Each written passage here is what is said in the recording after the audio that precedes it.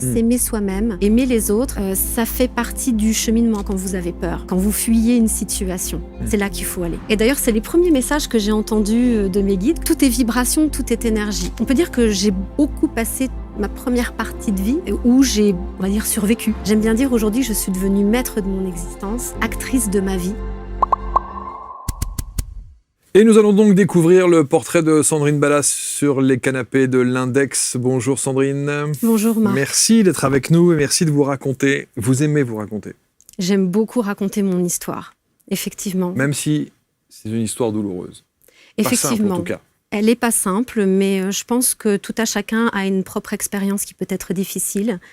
Et je voudrais effectivement, à travers mon récit, pouvoir montrer la belle lumière qui s'y cache derrière et pourquoi pas servir de guide pour des personnes qui se reconnaîtront dans mon témoignage. Guide, c'est important. Bien sûr. Le terme guide n'est pas, je veux dire, c'est pas coach, c'est pas accompagnant de vie, c'est guide, c'est encore au-dessus. Parce que moi, je me suis sentie guidée, effectivement. Okay.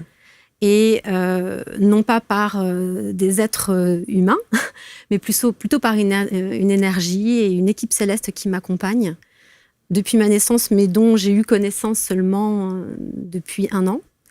Et de par mes épreuves, effectivement, j'ai traversé des événements et des difficultés dans la vie comme beaucoup de personnes. Et je me suis beaucoup sentie seule. J'aurais aimé effectivement avoir des personnes qui puissent m'aider, m'accompagner et me guider. Et aujourd'hui, à travers mon parcours, je voudrais pouvoir effectivement jouer ce rôle auprès des personnes qui en ont besoin et qui se reconnaîtront dans ce que je vais pouvoir dire aujourd'hui. Alors, ce qui est important, c'est la notion de date, vous avez dit depuis 1 an.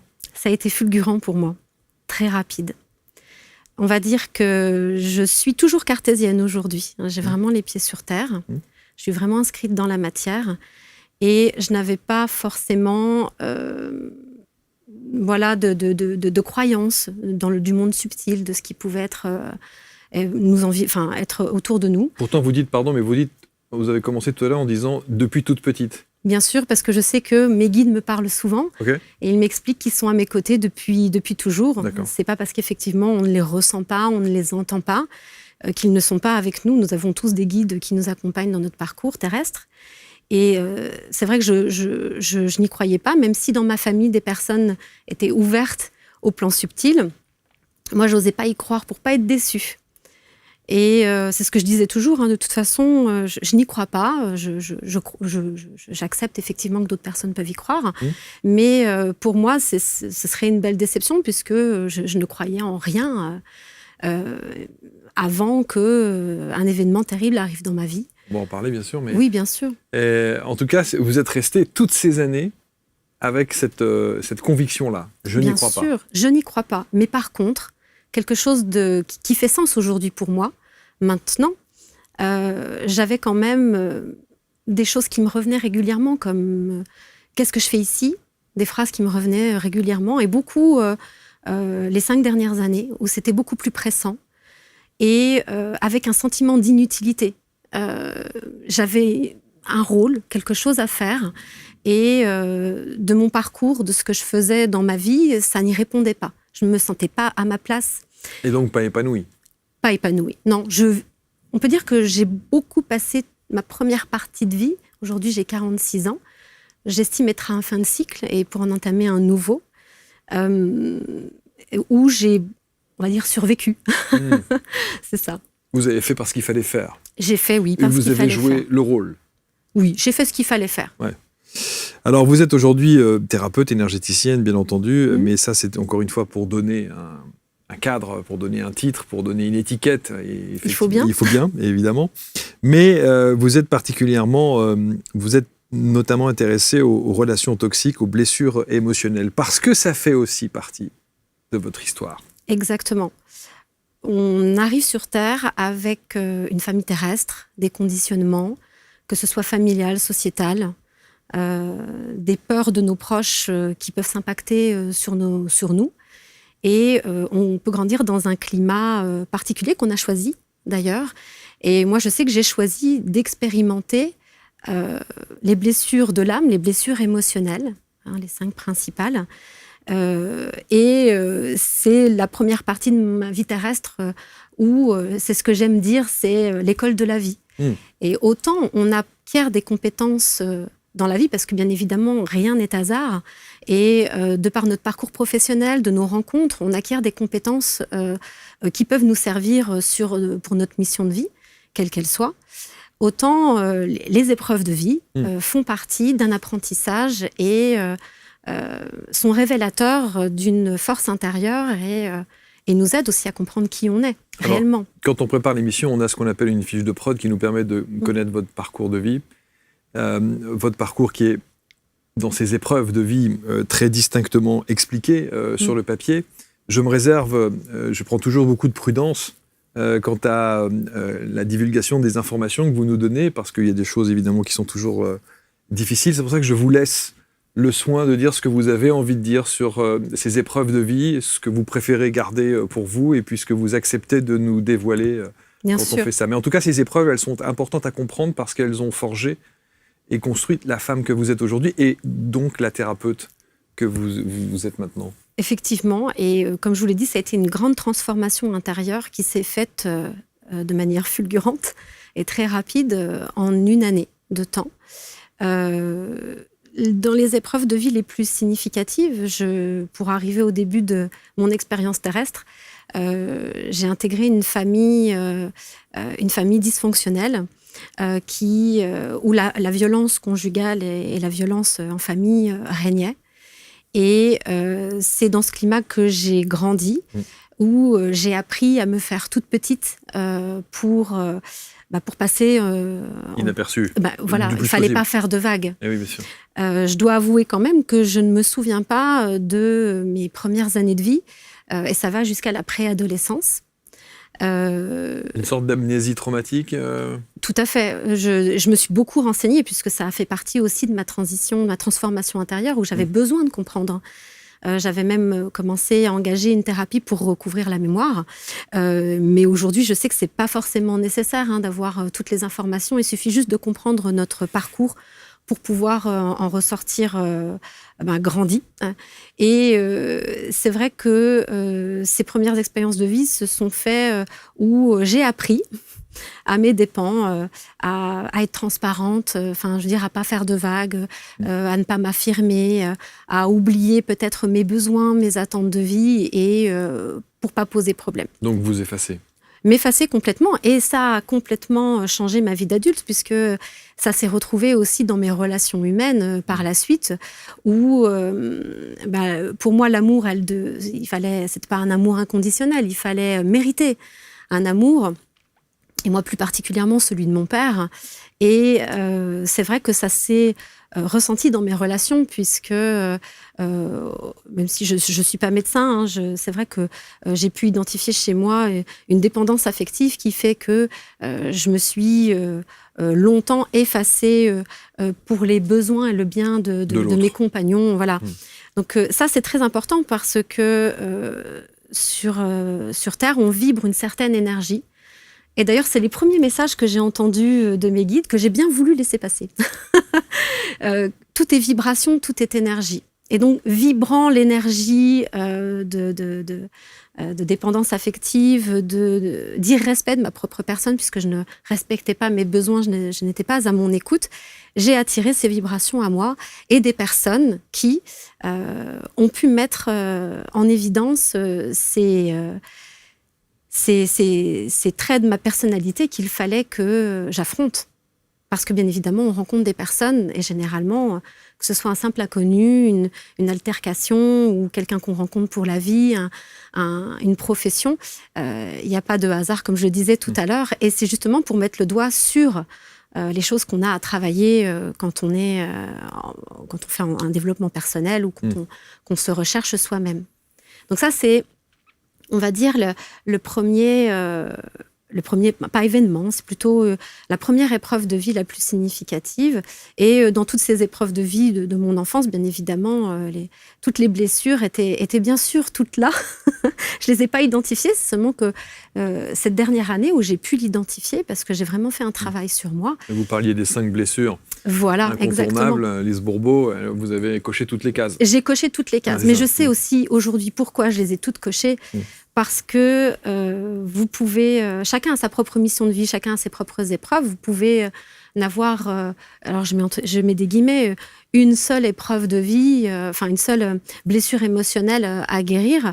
Moi, je sais que je les ai toutes cumulées parce que je devais les expérimenter pour pouvoir effectivement me mettre à la place, comprendre, ressentir, pour justement accompagner au mieux les personnes qui seraient amenées à me consulter par la suite. Et comme vous en parliez tout à l'heure, une autre épreuve de vie, ça a été de vivre une relation toxique. Au début, on s'en rend pas compte, effectivement, et c'est de pouvoir déjà en prendre conscience qu'on est dans une relation toxique. Et je parle bien de relation toxique, dans le sens où les deux partenaires jouent un rôle. J'ai joué ma part. Une responsabilité. Bien sûr, chacun a sa propre responsabilité. Autant dans un premier temps, je me suis placée en tant que victime. Je pense que ça faisait partie quand même du processus. Et de la dépendance affective dont vous parliez, évidemment. Tout à fait. C'est une prise de conscience et c'était le début de mon cheminement. Et par la suite, le fait de réaliser que j'avais mes propres mécanismes de défense qui, dans mon enfance, ont pu être bénéfiques puisque j'étais face à des situations de crise et quand on est devant des situations qu'on n'arrive pas à gérer, il y a des mécanismes qui se mettent en place en mode survie. Mais à l'âge adulte, ils ne sont plus forcément nécessaires, du moins à un certain niveau de notre vie, une certaine étape de vie. Et donc, effectivement, le fait d'avoir pu réaliser mes mécanismes de défense, j'ai pu non plus me placer en tant que victime, mais en tant qu'actrice de ma vie et me sortir de la situation-là. Et si tu pouvais tout changer, qu'est-ce que tu changerais ?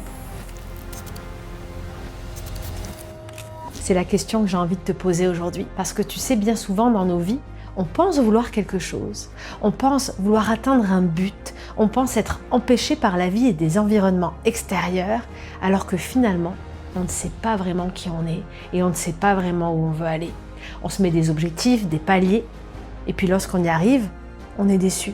Ça paraît pas aussi bien que ce qu'on avait imaginé. La vérité, c'est que tous ces obstacles et cette réalité que tu te projettes autour de toi, qui te paraît pas être si terrible souvent, elle est filtrée par ça. Elle est filtrée et contrôlée par plein de fils invisibles et de chaînes qui sont là depuis ton enfance, peut-être même depuis avant, et qui t'empêchent littéralement de voir la vie telle qu'elle est et de te voir tel que tu es. Elle te donne une histoire, une sensation de cheminer et de ne pas être en contrôle. Mais en fait, à l'intérieur de toi, il y a plein de petites choses qui te contrôlent au quotidien.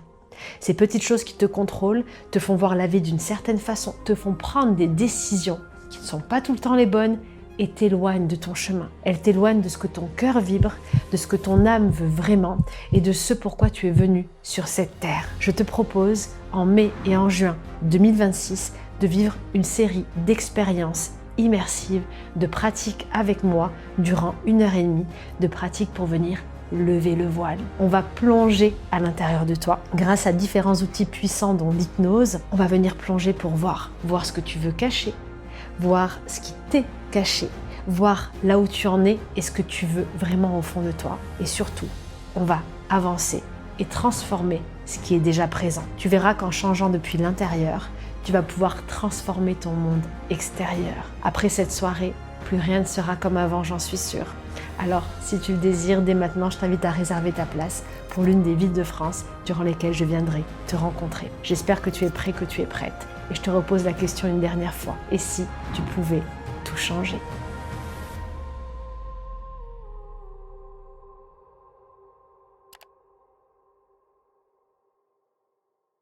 Qu'est-ce que, quand vous dites tout s'est accéléré en un an, c'est-à-dire que la fulgurance, et c'est beau. On peut parler de fulgurance. Oui. C'est-à-dire, quand vous dites mes guides, pardon, je vais employer une expression qui est un peu triviale, mais on se demande, ils étaient où ? Ben, oui, je comprends. Vous voyez ce que je veux dire ? En fait... Pourquoi attendre tout ce temps ? Je sais. En fait, ils ont toujours été là. Les fameux moments où je me suis dit, mais qu'est-ce que je fais là? Je sais que c'était des messages d'eux aujourd'hui. Ils nous laissent des petits indices, mais encore faut-il pouvoir les voir et les identifier. Comme je vous l'ai dit, je suis quelqu'un de très cartésien encore aujourd'hui, mais j'étais gouvernée par mon mental, et un mental surpuissant. Une femme d'action. Donc, je ne laissais rien au hasard. J'avais des plans pour demain, après-demain et dans plusieurs années. Vous avez fait RH, hein, c'est ça, assistante RH, c'est voilà, ça? alors là, pour l'instant, je suis responsable des ressources humaines. C'est ça. Je suis encore à temps plein, mais jusqu'au 31 juillet pour pouvoir après mener à bien mon activité à temps plein. C'est vraiment encore un tremplin. Ouais, c'est ça. Ouais. On passe la vitesse supérieure. Et donc, c'est vrai que j'étais beaucoup dans le contrôle, dans l'action. Et le fait de réfléchir que par le mental, vous laissez peu de place à l'intuition. Et quand on parle d'intuition, c'est cette petite voix. Alors je sais que voilà, j'ai entendu cette petite voix et je fais vraiment la distinction. Et j'ai compris que plus tard, cette petite voix, ce n'était pas ma pensée, c'était mes guides qui me parlaient. C'est très rapide, c'est très fugace.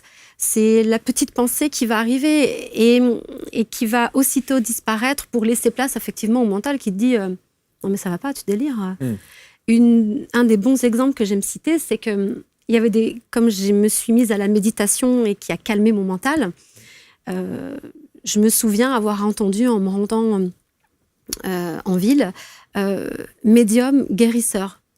Et c'était genre, j'étais en train de me convaincre que j'étais médium guérisseuse. Donc c'était les premiers mots qui me sont arrivés. Et la première réaction, c'était mais tu te prends pour qui? En quoi tu peux être médium guérisseur? Il y a rien dans ton passé qui fait que tu mérites ce titre, cette position. Enfin, au niveau de l'énergie, à ce moment-là, je ne maîtrisais pas grand-chose. J'en avais même pas conscience.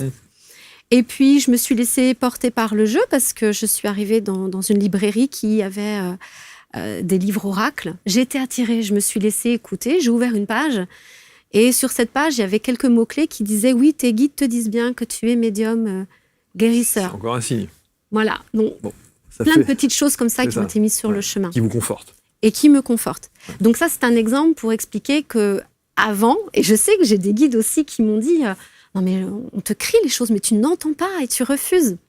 Parce que le mental, il est trop dans les pensées, peut-être dans le fait de vouloir tout le temps ressasser le passé. Je ressassais beaucoup le passé. Toute la difficulté, c'était de se dire qu'est-ce qui fait partie de mon mental, qu'est-ce qui fait partie de mon intuition et de mes ressentis purs. C'était la deuxième étape. C'est ça la deuxième étape, oui. Parce que la première étape, c'est vraiment de calmer le mental. Autant le mental peut être un très bon allié, parce que si vous n'avez pas de mental pour concrétiser les choses dans la matière, ça va être difficile de répondre à votre intuition. C'est donc la méditation qui vous a aidé à calmer ce mental? C'est ça. Mais j'y étais invitée de manière un petit peu amusante dans le sens où au début, j'ai commencé à regarder des vidéos d'ASMR. Ça m'a calmée. Et puis, j'ai eu quelques signes, parce que je scrollais pas mal quand même sur le téléphone, avec bien une invitation à la méditation. Et j'ai eu toute cette période où je n'ai pas arrêté d'acheter des livres. Je me suis renseignée sur tous les sujets. Et je me suis prêtée au jeu, en fait. À partir du moment où il y a quelque chose qui m'invitait, une force, une énergie, j'y répondais favorablement. Et je me suis pas auto-jugée, dans le sens où, genre, mais t'es complètement tarée. J'y suis allée. Et à partir du moment où ça m'a fait du bien, j'y suis allée et j'y suis allée jusqu'au bout. Et c'est là où on commence à ouvrir le champ des possibles. Et le mental commence à se calmer. L'intuition prend plus de place. Ouais. Et on entend les messages. Donc aujourd'hui, vous avez de la médiumnité pure? La clairaudience? J'ai du mal de dire médiumnité parce qu'on est tous médiums. Oui, ça aussi. Mais alors, c'est à force de pratique, bien sûr, parce que moi, j'avais tout éteint dans mon enfance. Je sais que ce sont mes guides qui m'ont retracé certaines informations qui m'étaient nécessaires dans mon cheminement.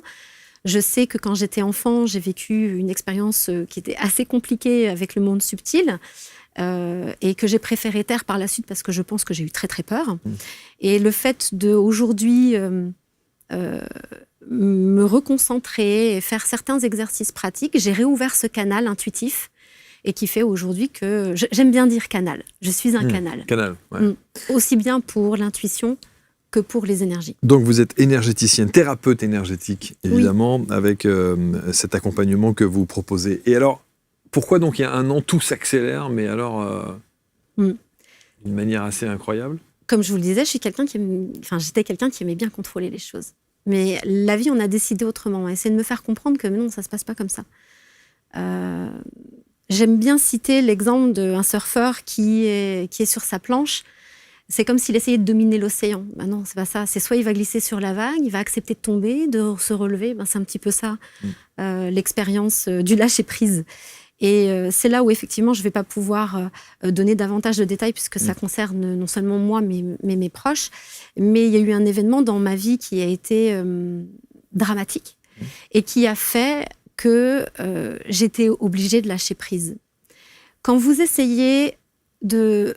Enfin, j'ai sorti les rames, en fait, de tout faire pour que quelque chose se réalise selon votre vœu et qu'il y a l'univers, la vie qui en décide autrement et qui vous dit « Mais non, c'est pas comme ça que ça se passe. » Tu t'obstines à ça, quoi. Voilà. Eh bien, au bout d'un moment, c'est pas abandonner, c'est lâcher prise dans le sens où j'ai fait tout ce que j'avais à faire. Eh bien, si la solution, c'était autre chose et que je ne le vois pas aujourd'hui. Il faut pas oublier aussi qu'on est tous là pour expérimenter. Votre âme, elle est venue expérimenter des choses dans la matière.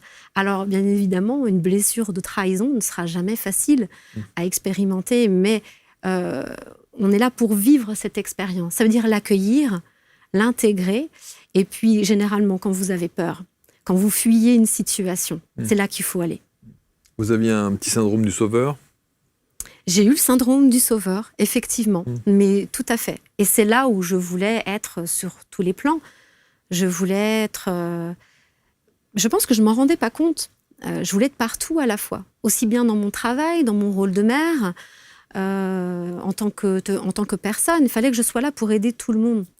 Mais c'est comme le syndrome, sauveur, victime et bourreau. À partir du moment où vous alimentez un de ces rôles, c'est pas une bonne solution. Et pourtant, vous êtes entrée là de plein pied dans le côté accompagnante, sauveuse. Ah, j'aime pas dire sauveuse. Je sais bien, mais c'était pour reprendre et faire le lien avec ce qu'on disait précédemment. Mais pour le coup, vous y êtes là. Là, je suis effectivement plus dans un accompagnement, un guide et donner les bons conseils,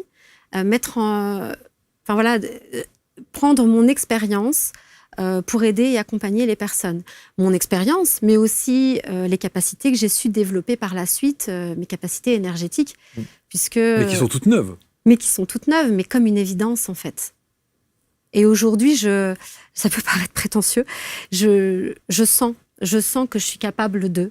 Et j'y suis poussée en plus. Je sais que mes guides me poussent. Tu es prête? C'est maintenant.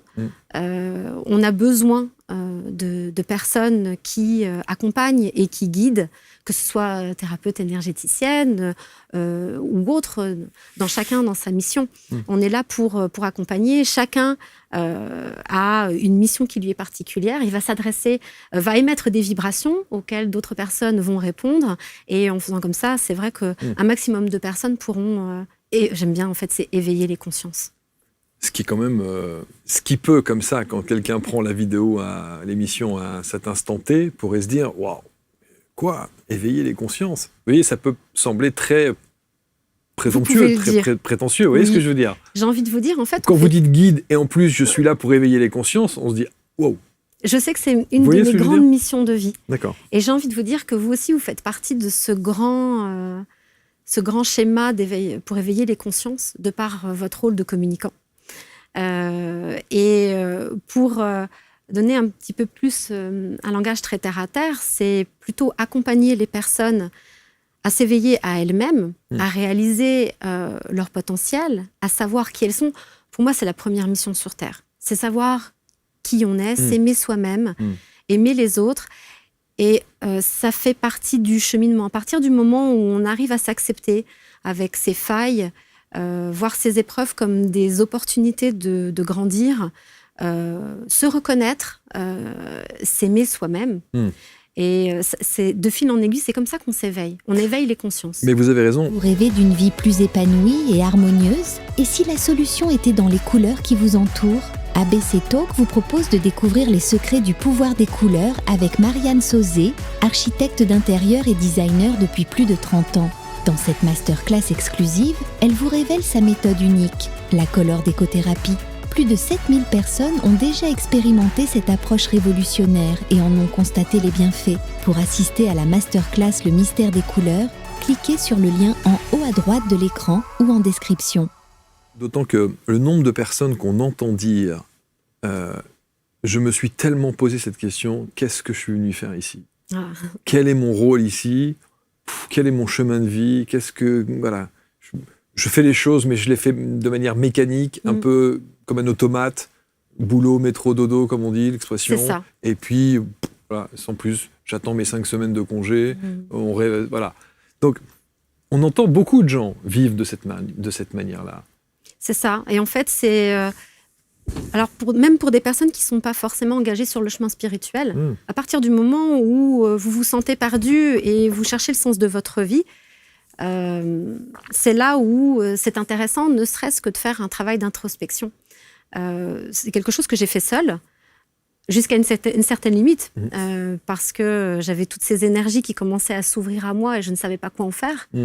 C'est de comprendre ce que je pouvais en faire, notamment pour devenir thérapeute énergéticienne. Mais ça démarre là, c'est de se dire effectivement, je veux donner un sens à ma vie. Qu'est-ce que... Voilà, c'est pas ça la vie, métro, boulot, dodo, comme vous le dites. Quand vous dites, là il y a 2 secondes, vous dites j'ai fait ce travail sur moi, comment être sûr que ce travail est bien fait puisque vous le faites sur vous ? Eh bien... Et seul. Alors oui, je me suis sentie avancer. Et la première étape, c'est... J'avais commencé à faire des écrits parce que j'avais besoin de mettre sur écrit, par écrit, ce que j'avais vécu. C'était trop énorme pour pas que j'arrive à le... J'avais besoin de le mentaliser. Il fallait que je puisse l'écrire et c'est le relire aussi qui a été très important. Ça a été une thérapie par l'écriture pour moi. Et le fait de réaliser, d'avoir des prises de conscience, mais oui, en fait, tu réagis comme ça, c'est vrai que tu t'es oublié, tu ne sais même pas ce que tu veux, tu ne sais même pas ce que tu ressens, qu'est-ce que tu veux faire dans la vie. Par contre, tu sais, pour telle ou telle personne, ce qu'elle veut, et tu vas y répondre, tu t'effaces. Rien que de le mentaliser, de l'écrire ou de le dire, oui, bien sûr. On se rend compte que c'est bancal et que c'est pas comme ça que la vie... La résonance n'est pas bonne. Ça va pas. Ouais. Donc là, on sait qu'on commence à être sur le bon chemin. Mais la vie, pour moi, c'est comme un jeu de piste ou un escape game. C'est de trouver, essayer de comprendre. Et à partir du moment où vous voyez un petit peu la petite lumière, vous arrivez à saisir et quelque chose qui commence à faire sens. Ça donne envie de creuser. Sauf que je suis convaincu qu'en l'occurrence, il y a beaucoup de gens qui pensent et qui ressentent peut-être la même chose que vous. Ça semble parfois abyssal. C'est-à-dire que vous êtes face à un truc où vous êtes parfaitement consciente que ça ne peut pas continuer comme le mode de vie que vous avez là, qu'un changement doit apparaître, voire de manière un peu radicale parfois, vous en l'occurrence assez brutalement, et après. C'est-à-dire qu'il y a l'après, il y a des dommages collatéraux, vous avez des enfants, il y a une structure, etc. Donc beaucoup de gens peuvent s'identifier à votre discours et se dire « Ok, je sens que j'ai ça, mais j'ai tellement peur d'y aller » et des conséquences que ça peut engendrer. Alors, c'est vrai que, étrangement, j'ai pas eu peur. Je crois que toute ma vie, j'ai fait preuve de résilience. Je l'ai réalisé par la suite. Et parce que, comme je vous l'ai expliqué, j'ai une mission de vie, c'est de pouvoir effectivement expérimenter pour pouvoir guider, accompagner les personnes. Si maintenant, vous savez, il y a pas mal d'oracles. Moi, j'adore les oracles. Ça m'a beaucoup guidée. Vous pouvez faire du développement personnel par plusieurs outils. Il y a beaucoup de choses qui existent. Maintenant, si on se sent effectivement submergé, si c'est trop compliqué, il ne faut pas avoir peur de demander de l'aide. Alors que ce soit un thérapeute énergétique ou encore un médecin, il ne faut pas avoir peur de demander l'accompagnement, parce que c'est ce que j'ai fait aussi. J'ai consulté aussi un psychologue parce que je ne savais plus où donner de la tête. Mais on sent bien qu'entre le psychologue et la dimension spirituelle, c'est cette deuxième partie qui vous a le plus aidé quand même. Eh bien, effectivement, c'est là où plus je me suis ouverte à la spiritualité et plus là où je trouvais des limites dans mon accompagnement, là où j'ai trouvé des réponses. J'ai une équipe céleste extraordinaire. Je les remercie tous les jours. C'est eux qui m'ont donné les clés. Je pense que beaucoup de personnes se retrouveront dans ce que je dis, puisque beaucoup de personnes pourront faire ce travail en autonomie, mais bien évidemment, d'autres personnes auront besoin d'un accompagnement. Et c'est bien pour ça qu'on a aujourd'hui, et je le sais, parce que mon équipe Céleste pousse beaucoup à ce qu'on y aille. Tu es attendu, on a besoin de toi. Mais c'est pas quelque chose de présomptueux que de dire ça, parce que j'ai intégré une école pour devenir thérapeute énergéticienne. Toutes mes collègues, toutes les élèves de cette académie, elles sont appelées aussi à faire cela. Il y a beaucoup de personnes qui s'éveillent encore à leur tour à notre époque pour pouvoir accompagner un maximum de personnes. Alors, vous parlez de soins, et en particulier des soins multifréquentiels. J'adore ce terme, parce que c'est là où, pour moi, on a plusieurs sources de guérison. Vous avez déjà des messages qui viennent de votre intuition. Donc ça, c'est les premiers messages qui pourront vous guider vers un accompagnement, une guérison, vous mettre sur votre chemin de vie. Ça peut être votre âme qui vous envoie des messages, vos guides. Mais déjà, rien que ça, pour distinguer ce qui est du mental et de l'intuition, déjà, rien que ça, c'est déjà c'est compliqué. Une épreuve. Voilà, ça, c'est déjà une belle étape de passer. Exactement. Bravo. Ensuite, vous avez effectivement les rencontres que vous allez faire dans la vie. Comme je vous le disais, ça peut être une personne qui va vous griller la priorité, ça va vous mettre en colère. 10 minutes après, vous êtes encore en colère. Normalement, cette énergie, cette émotion de colère ne fait que passer, elle ne doit pas rester dans vos énergies. Pourquoi ça vous met en colère ? C'est essayer de comprendre qu'est-ce qu'il y a derrière. Ça aussi, c'est un message. Vous avez d'autres messages aussi qui viennent de votre corps. J'aime bien reprendre le mot maladie. Si on arrive à décomposer ce mot, mal a dit. Qu'est-ce que vous dit votre corps ? Vous avez mal au dos ? Quel est ce message ? Est-ce que vous en avez plein le dos ? Est-ce que vous prenez des responsabilités qui ne sont pas vôtres ? Est-ce qu'il faut revoir effectivement votre position par rapport au fait d'être un pilier pour votre famille, mais trop ? C'est votre âme qui vous parle à travers votre corps et qui vous envoie un message. Et bien souvent, aujourd'hui, comme vous le disiez, on est tellement dans notre quotidien, on est tellement absorbé par ce qu'on doit faire, par notre métier, on est tellement soucieux du regard de l'autre, du qu'en dira-t-on, qu'on en oublie d'écouter cette petite voix qui vous dit « Tiens, tu devrais retirer de l'argent là, quand tu vas acheter là quelque part, tu pourras pas faire un paiement par carte bancaire. » Mais vous avez tellement peur d'être en retard à votre rendez-vous que vous allez foncer, vous n'écoutez pas. Ou encore le fait que ça fait des mois et des mois que vous avez mal au dos. Non, mais ça va passer, on va prendre on insiste. Voilà, et on insiste jusqu'à un moment donné où c'est le drame et la vie vous contraint à vous mettre en arrêt. Alors repos forcé. Sur ces relations toxiques et blessures émotionnelles, parce que ça, c'est votre credo, on va dire. Oui, c'est mon parcours. C'est votre parcours, évidemment, c'est votre parcours. Vous êtes mieux placé que personne pour en parler. À part l'écoute et l'échange, quels sont les outils que vous mettez à disposition pour justement travailler ça ? Effectivement, il y a déjà l'écoute de la personne pour savoir où elle se place et si elle prend conscience effectivement de ses blessures. Parce qu'effectivement, dans une relation toxique, il va y avoir forcément blessure émotionnelle. Dans cette relation, il y a quelque chose qui a envie de sortir. Il y a un message à entendre. C'est un autre point, effectivement. Ce sont les épreuves de vie qui vous aident, effectivement, à prendre conscience de ce que vous êtes venu expérimenter sur Terre. Et de vous libérer aussi. Et c'est d'aider, en fait, la personne. Ça peut être soit en discutant, parce que j'ai réalisé que les mots peuvent être guérisseurs. C'est vrai. J'ai eu des entretiens, parce que je propose effectivement un appel, un premier contact de 20 minutes, où j'ai déjà des personnes qui, ne serait-ce que de leur avoir parlé, ont pleuré, parce qu'il y avait déjà quelque chose qui se libérait.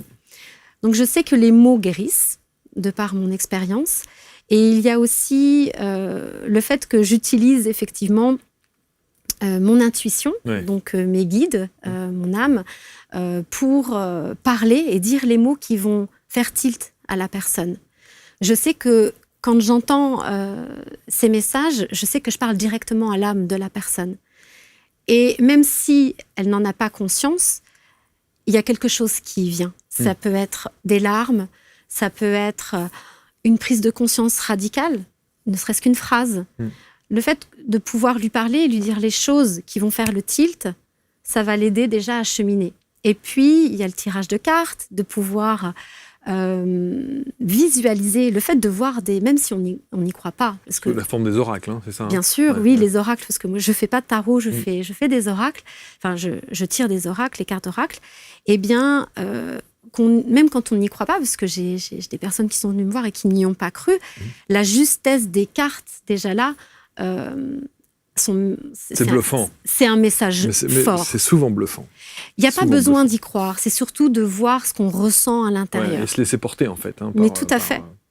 Et puis, effectivement, alors, quand je fais un soin énergétique, là, c'est une première chose, c'est d'essayer d'enlever des blocages énergétiques, de faire, de réénergiser. On a notre énergie vitale. Vous savez, quand on dit j'ai plus de jus, j'ai pas d'énergie, c'est redonner l'énergie à la personne, enlever certains blocages, aller dans les corps subtils, les chakras pour faire un nettoyage énergétique, retirer des mémoires. Donc ça, c'est une partie du soin.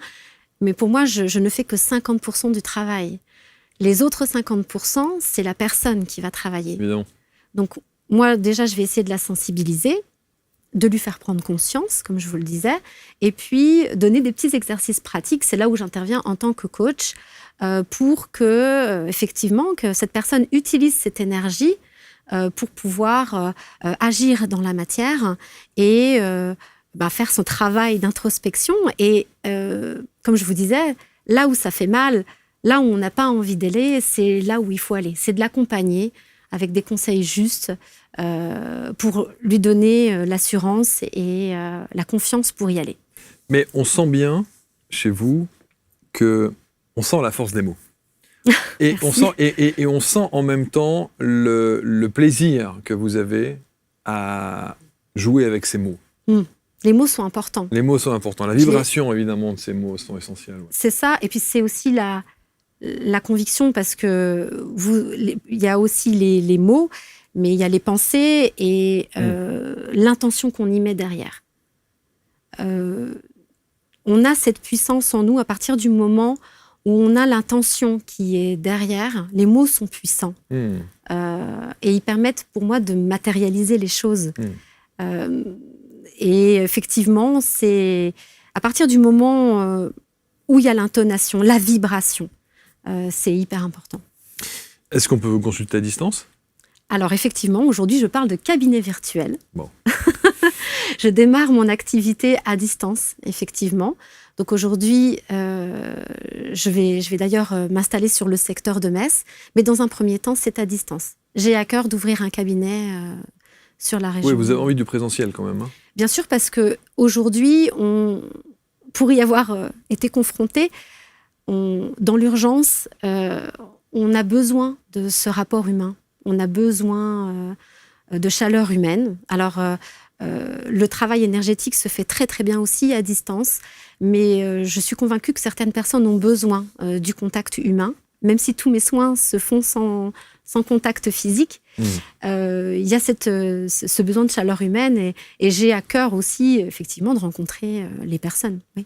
Et que ces personnes puissent vous raconter leurs belles épreuves. Leurs belles épreuves. C'est comme ça que s'appelle votre site, oui, ausbellesépreuves.fr. Qu'est-ce que vous aimeriez qu'on retienne de vous, de cet échange ?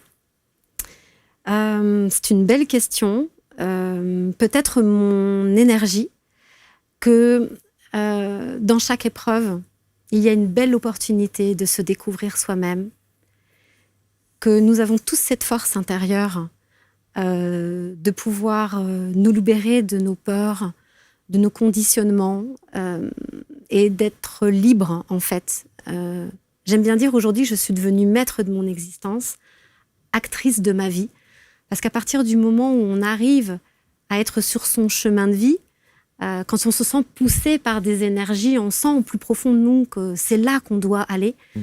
Vous avez tout qui va s'ouvrir sur votre chemin de vie et tout est possible. Il faut ouvrir le champ des possibles en suivant son cœur et en laissant place à l'imprévu. Et à partir du moment où on arrive à être dans cette dynamique, où vous pouvez être vous aussi acteur, actrice de votre vie. C'est bien dit, et c'est quelqu'un qui sait de quoi elle parle, parce qu'elle vient de là, Tout à fait. hein, clairement. C'est ça.